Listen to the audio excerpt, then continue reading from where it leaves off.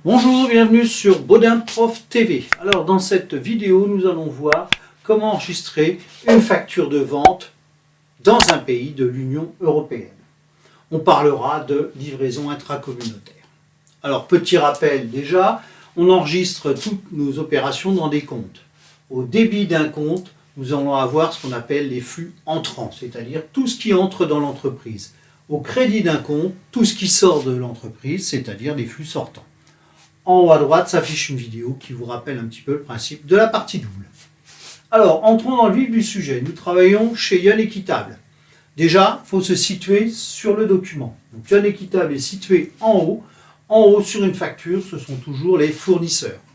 Et quel est l'acte commercial que réalise un fournisseur? Un fournisseur réalise des ventes. Ce qui veut dire que ici, l'entité qui est en dessous, ce sont les clients. Alors, analysons un peu plus cette facture. On voit qu'il existe un numéro intracommunautaire pour le fournisseur et un numéro intracommunautaire pour le client. Si ces éléments n'apparaissent pas sur la facture, nous serons obligés de facturer la TVA. Comme ils apparaissent sur la facture, une livraison intracommunautaire est donc, vous le voyez bien ici, exonérée de TVA. C'est le client Biovrac qui fera la déclaration, le calcul chez lui, dans son pays, au taux appliqué dans son pays. Alors, donc on a déterminé que c'était des ventes. Alors on a des comptes spécifiques, par exemple 707.12, vente de marchandises dans l'Union européenne. La question à se poser, c'est que vaut la marchandise? Sur toute facture, on va toujours enregistrer à partir du net commercial, c'est-à-dire que les remises ne s'enregistrent pas sur les factures.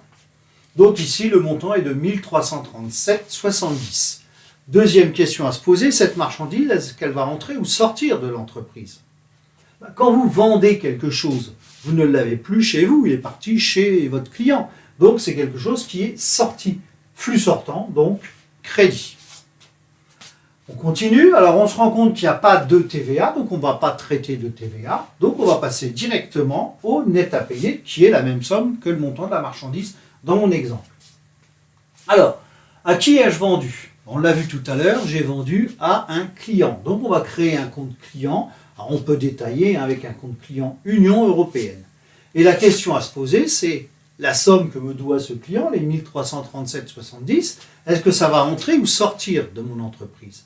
Quand vous vendez quelque chose, en contrepartie, le client va vous payer et cet argent va arriver dans votre entreprise. Donc un flux entrant. Donc les 1337 vont être au débit.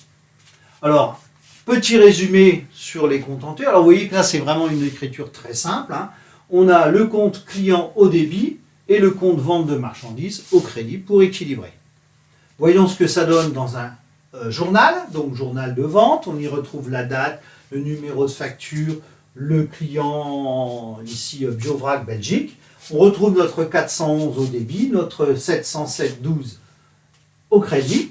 Et ce qui est important, ce sont les totaux. Alors ici, c'est facile. Il faut vérifier la partie double. Notre débit est égal au crédit. Donc là, on a respecté la partie double. Donc voilà, j'en ai terminé avec cette leçon. Donc si vous avez aimé, n'hésitez pas à liker la vidéo, à partager ma chaîne et surtout à vous y abonner. Merci, au revoir.